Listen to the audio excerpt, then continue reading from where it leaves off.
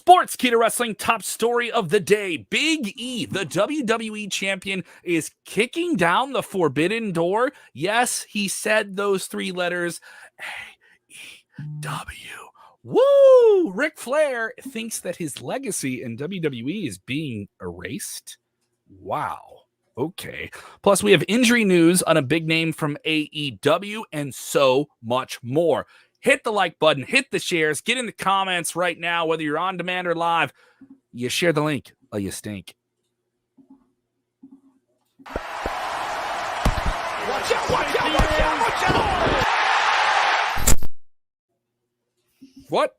We didn't plan this. We didn't plan this. We did not plan on this. We did not plan this. I swear we didn't. We only texted like a couple of minutes ago because I know you were busy all day. And and we never think about coordinating our outfits. But you know what? It's Thursday. It's the top story. And you know what? I'm sorry, Kevin, but I think I could pull off pink better than you. What? Are you saying? Oh, because my pasty complexion. That's what it is. My porcelain skin. You need a little melanin in your skin, bro. I do. I need some color. I've been inside too long. What's going on, everybody? We're getting into all the news. We have a lot of it to get into today. Some very, very salacious news here, especially a very interesting comment from Big E on the Survivor Series media tour leading up to Survivor Series this weekend. Sold out at Barclays in New York City. Going to be a very interesting comment that he has here. The Forbidden Door. Is he knocking it down? What do you think? I want to know, if you're watching right now, what WWE, AEW crossover matches would you want to see? Are these matches going to happen? Is there an actual event in the works at this moment? No, but the fact that a WWE champion is saying something like this is beyond provocative. If you're with us, let us know what you think. Get those comments on screen. Fly them at us. If you're listening on demand, hit us up on social media. At @SKWrestling_ on Twitter, on Instagram, on Snapchat. Thank you to more than 128,000 subscribers on Snapchat. That's right. Snapchat. You thought that went away? No, we're doing some real business. It's still around. Let's get right into it here. We'll talk Ric Flair. We'll talk Miro from AEW in today's show. But Big E, he had a lot to say recently and some things that are really going to move the conversation in a different direction. Oh, yeah, he absolutely did, man. So Big E recently had an interview on a podcast by the name of My Mom's Basement with Robbie Fox. And the WWE champion had an interesting conversation on the show. He was asked about AEW and how he feels, if he believes that it's competition. And he does see them that competition. He believes that competition is better, but is what he said later on about that, because Big E definitely has friends on the other side of the aisle over there in AEW, and they're actually he thinks it'd be incredible. And just to quote him, he says, "If that's how you feel, do your thing. I'm all for it. Speaking for me, I think competition makes everyone better." When talking about AEW, I have friends over there. I have people who think are incredibly talented, might not be friends, but I'm a fan of so much that's going on over there. I know fans love the sniping and love the back and forth, and I think it's often entertaining too. It's not really my cup of tea because there are so many people I root for over there, and I think competition is great for everyone all around. The quote continues, "I'm glad fans are engaged. It's not my thing, but do you? People love pot stirring, and it's interesting. I don't know if it's ever feasible, but is that forbidden door going to be open here between us and them? Imagine that. That would be incredible. Something like that, I think, would be really interesting." End quote. So very interesting that he acknowledges what's going on over there in AEW. He acknowledges that the fans talk about it every single day. He acknowledges that the tribalism exists, and I think he's more than willing, which is why I put that graphic with him with open arms. Let's welcome it, because I think that'll make for great TV, Kevin.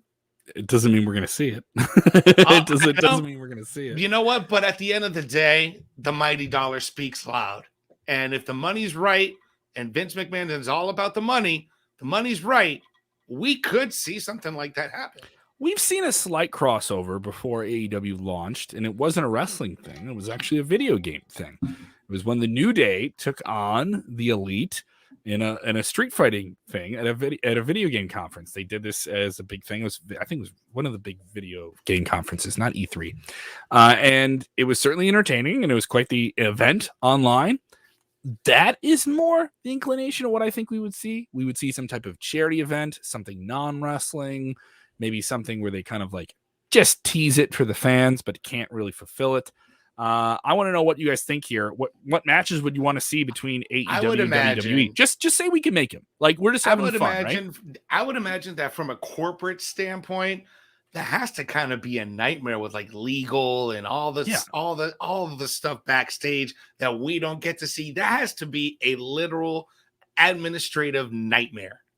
Mm-hmm. And I can't imagine that. Sound off. Let us know what you think. There's a handful of matches that would be fun to see. And if you're watching on demand or listening on demand, let us know as well. And new viewers, if you're with us live, let us know what you guys are watching from live. Like I said, if it happens, it'll be a charity thing. I think you have more of a chance of, like a Ruby Riott running into her old tag team partner, Liv Morgan. Now they're in two different promotions, like at the airport and saying hi and having a beer. And hey, we're doing a food drive. Mania week or something like that. I'm more inclined to see things like that.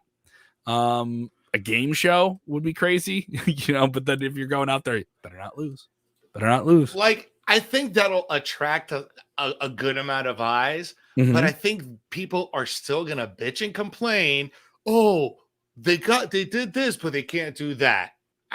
Again, it's all about the business. Whoever's going to make the most money, who's going to look better in camera. It's going to be hard, but I think you're right. I think you're something charitable, show, game, a big event, like at the death, like Vince McMahon is getting to that age, man.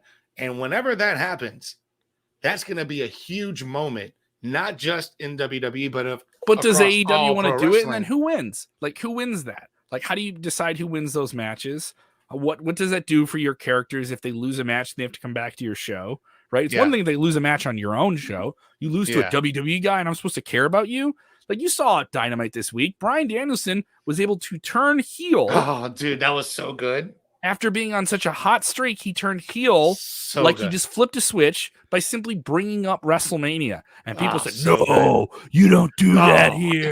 We talked about it last night on the show. I absolutely loved what Daniel did last night there because Bryan did such an amazing job of just mentioning little tidbits of WWE. He didn't have to say WWE. He just said WrestleMania and everything after that. Dude, the yes kicks turned into no kicks real quick. More than a few people want to see Roman Reigns versus Kenny Omega. Varian Taylor is saying he would want to see Reigns versus Omega without off-camera politics. I don't think that's happening. You're not getting it. You're not getting it without it here. A lot of people would like to see Charlotte versus Tessa Blanchard. Well, that would be Charlotte. Tessa is not signed with any of these companies right now at the moment. She's with WOW, as far as you know. Bobby would love to see Serena Deeb versus Becky Lynch. That'd be quite the match. Serena Deeb has had the NWA Women's title. She's done some big matches in AEW. I'd love to see her do some more. And I like comment. This. People need to stop throwing the term dream match around so loosely. Happens way too often. Well, here's the thing, Daniel. It would be a dream if AEW took on WWE or vice versa. That would be a dream scenario. Hence the dream match. I get where people say it's tossed around too quickly, but that is a dream scenario. We're fantasy talking about it because that's the conversation. That's the conversation now fans are having because the WWE champion just said, "Yeah, I would like to do that. That'd be cool." Exactly. I mean, and if he says it's incredible, we should take that with a little grain of salt. But that's always interesting when someone from the big time is always comments about that. Before we close up this topic here, Tyron's saying here, Seth Rollins versus CM Punk would be a great dream match. Absolutely, 100%. Survivor Series 2019, 2 years ago, I do an interview with Seth Rollins. We have a sit-down chat here in Chicago, leading up to a 4-night residency at the Allstate Arena for that big weekend. Great interview, by the way. That was a topic. And I think that was around the time that was probably one of the coolest things I've ever gotten to do in wrestling media because I didn't know I thought, hey, I'll bring up, CM Punk's talking trash about you. He's not in wrestling anymore. How do you feel about it? You've wrestled a lot in Chicago, even though you're not from here. You built up your name here. How do you feel about it? And I didn't know he was going to say, oh, well, he should just get in the ring. Like, I thought it would just be like, just dismissive or anything. And he goes, fight me. No, you know, better than that. Let's do it at WrestleMania. If we're going to have this match, we're going to do it at WrestleMania. I'm going to be at the pay-per-view on Sunday. You going to show up? It was just like, wow, I didn't know that was going to happen. And that was a wild, wild thing I got to do at WKQX a few years ago. And maybe that could happen. I would love to see that. Of all the matches you could do with Seth Rollins, that's the one I want to see because there's some history there. You know what I mean? There's an issue there. Let's get into this Ric Flair story. This one's wild. Yeah, man. Ric Flair, man, taking some big shots at WWE. He's accusing WWE is trying to erase his legacy. He put out a tweet a little bit earlier, and he put out, speaking of legacies, WWE has tried to erase mine. This is a plug for his podcast, by the way. That's all good. However, these two belts are my legacy, looking at the NWA World's title and the winged one from back in 1992. Those two title belts. He says, I've asked twice, apparently falling on deaf ears. I'm assuming that next week on Flair Uncensored, I'll have to explain in detail. So a plug for his interview, but interesting tweet, taking some shots that he feels that that WWE is trying to remove him. You know, they dropped him from the intro after that whole fiasco with the Dark Side of the Ring episode drop with that plane ride from hell. And, personally, I kind of feel, because we kind of watch all this stuff all the time and we know what's going on and we kind of can gauge what the audience is feeling. I think people are kind of past that now. You know, people have moved on to the next thing, but I don't know. What do you think about this? Because they took him out of the animated intro that WWE does on television. He used to be in that. They took him out of that, right? So that's erasing his legacy. Like, I can't pull up the network and find any Ric Flair match I want to see. Right? That didn't happen. I don't know if they deleted him from like the website. They haven't removed him from the website. You can still we would have known by now. If I can pull it up and watch any great match he's ever done, which is all in the WWE Network library, right? His legacy's right there, right? And if you can separate him, besides the thing he's accused of doing, right, from that, and be able to enjoy his work, that's your choice, right? And if and some people don't believe those accusations at all, and he says those things have been legally resolved, so it's silly, right? And he refutes those allegations, just to put that out there, right? I'm looking at the site right now, a plethora. I mean, you're just looking to see if they have his profile, there, right? Yeah, everything is there. Everything is there. I don't know if that's the case. I think this is more. Just to get this is more Rick. This is more Rick going back at people, accusing him of something that he believes he didn't do, right? Yeah. And I think this is more, and just bringing up WWE's name in general. But mind you, he left WWE before all this stuff happened, or before this Dark Side of the Ring episode came out and all that. And there was a big fervor about what was going on there. Interesting. Supersonic accent. Ric Flair continues digging his own grave. Well, that's pretty morbid. I wouldn't say that, because Rick's been through some very, very, very serious health challenges in and out of the ring. I wouldn't say that. I don't wish death on anybody. Daniel Price saying, the belts don't belong to you, Rick. They're not your property, champ or no champ. So does he just want these title championships that he won in WWE, like the physical titles, for some reason? He wants the excuse me, he wants the NWA World's title, and he wants the winged title from back in 1992. So I'm not sure if he wants the physical ones that he won. Maybe that is his property. And this is all just in one tweet. That's kind of replica. I know I don't know. It's kind of all over the place. Yes, it's all over the place. He's been just throwing tweets out like crazy. He hit one towards Becky Lynch that he's going to make his way down to Survivor Series so he can see her try to beat the piss out of Charlotte Flair, responding to that tweet. And Charlotte had a very interesting response. Not Charlotte, Becky had a very interesting response on the MMA Hour to that tweet. She talked about that she almost sent out a response to that, but she read what she had wrote and she felt sorry for Ric Flair. She said that she feels that Ric Flair is sunk into such a low place that he just needs a plug in to whatever endeavor that he's doing, which is the Woo Uncensored. Okay. try to get a little bit of clout off of Becky Lynch. These are her words with Ariel Helwani. So Rick, I think he's just trying to get some publicity, trying to get some eyes, trying to get some ears onto the podcast, onto the show. Tommy B always with us, always has decent takes. Tommy pulling that 18-wheeler here down the road and listening to the show. Thank you so much. WWE can keep his legacy hostage. So he's okay with it. They're actually doing it. I don't think they're doing that, by the way. He was the one who did the inappropriate behavior. He's accused of it, and he denies it, but it doesn't look good, right? He should stay quiet. Maybe time will change. It's true. Like Ric Flair. His in-ring years are behind him. He got to do some stuff with WWE for the last, 12 years plus on and off, and things with TNA, and got to have a good career and do some great stuff, and had that ESPN documentary, which was very honest about the very challenging things he's gone through in his life, outside of the ring and inside of it. And I would hope that things calm down in terms of this stuff. I don't know. Maybe I just want to see Ric Flair calm down a little bit and enjoy. Sean Smith has an interesting comment. The story goes that Flair used the NWA belt to borrow against for a loan. Triple H paid the person Flair borrowed from for ownership of the belt. I don't know about that. It's a lot of rumor and hearsay. There's been a lot of different issues with Rick in terms of appearances and people having a certain agreement with him, and maybe the agreement isn't maintained or some party broke the agreement. I've heard that before. I don't want to comment on it because I just don't have enough information in front of me to tell you that whole story. But I've heard about that with different parties and different things like that during his stints in and out of WWE. I don't know about that. I don't know about that for sure. But I mean, it's been on the record of Rick having financial issues and, having to take out loans and different things like that. You know how Bill Maher, when on Friday nights on his show on HBO, when he's real time, he does this segment sometimes at the end of the show where he says, "I don't know it for a fact, but I think it might be true." Right? This is hearsay and innuendo, huh? Exactly.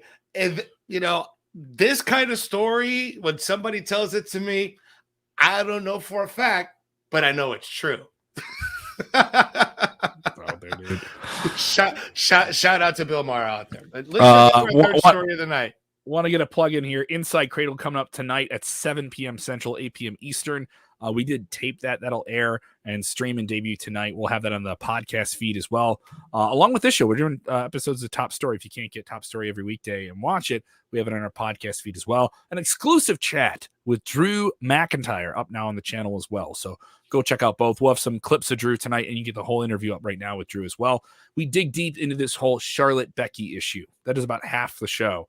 We talk about over hour 10, right? Top Story is about a half an hour, right? But Inside Cradle, we do about an hour 10, and we talk about everything going on here. Is The Rock really going to show up? All that is coming up tonight on the Inside Cradle. Tell me about Miro. What's going on with him? Miro, God's Forsaken Champion, had an interview, rare interview. Miro doesn't do them quite often, but yeah, he had an interview over these past few days post Full Gear, and he had a recent appearance on the Zaslow show. And he commented on, people calling him a WWE guy. And he doesn't feel like he is a WWE guy. He feels like he's God's Forsaken Champion. God's favorite champion is dead. All right. He's in his character right now. He's talking, and responding, to all of this. But those are daily conversations. It's not just him that feels that way. He feels that a lot of people feel that way as well.